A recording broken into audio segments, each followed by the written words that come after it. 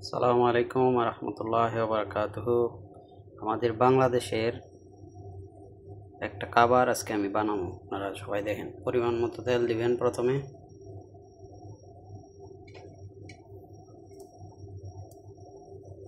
তেলের পরিমাণটা যে যেরকম খান সেরকম দিবেন, ঠিক আছে।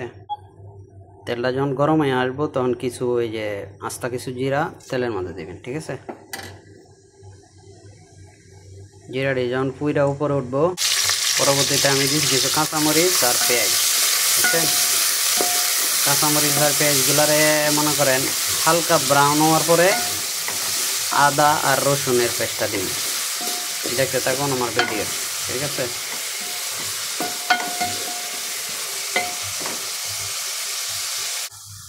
আমার পেঁয়াজগুলা হালকা ব্রাউন হয়ে গেছে। এখন আমি 1 চামচ আদা রসুন পেস্ট আমি দিয়ে দিলাম, ঠিক আছে।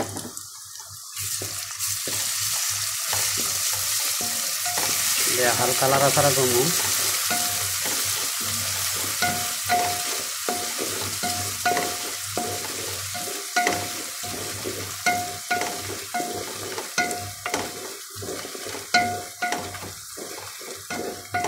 হালকা নাড়াচাড়া করার পর আমি আজকে হাফ কেজি পরিমাণ মুরগির গোশ নিছি। মুরগির গোশ রান্না করবো লাউ আলু দিয়া, ঠিক আছে। আমি গোশগুলা দিয়ে দিছি তেলের মধ্যে, মিনিমাম 5 থেকে 7 মিনিট ভাজবো।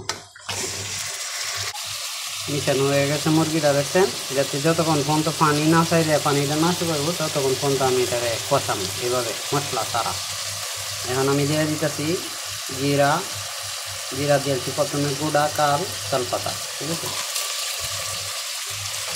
এটি দিয়া প্রথমে একটু লাড়া দিয়া ডাকিয়ে দিব 5 মিনিট ডাইকে দিছি। আর পাশে আর একটা চুলার মধ্যে আপনি গুস্তের তরকারির মধ্যে সবসময় চেষ্টা করবেন গরম পানি দেওয়ার জন্য। আমি গরম পানি বসাই দিচ্ছি। আপনারা যেরকম লবণ পছন্দ করেন, আমি পিঙ্ক সল্টটা ইউজ করি। আমি সাদা লবণটা খাই না খুব একটা বেশি। আমি পরিমাণ মতো লবণ দিয়ে দিলাম, ঠিক আছে।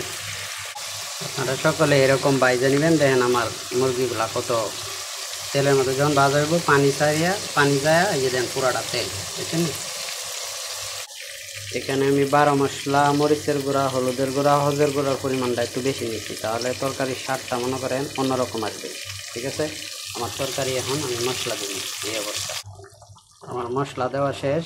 এই অবস্থায় আমি আরও 5 মিনিট মুরগিটারে কষাবো, এই জন্য আমি ঢাকনা দিয়া রেখে দিব।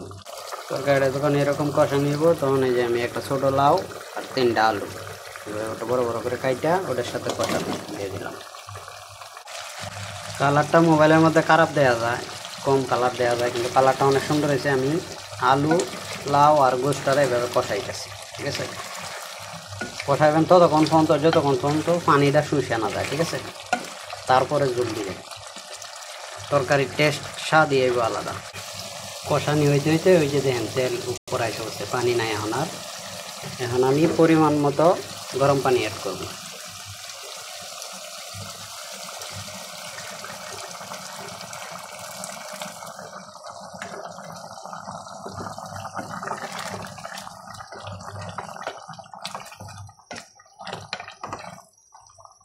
আমার পানি অ্যাড করা হয়েছে। এইভাবে আমি 10 থেকে 15 মিনিট জাল করে নিব।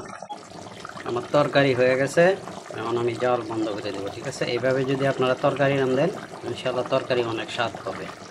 আজকের মতো এখানেই, আল্লাহ হাফেজ।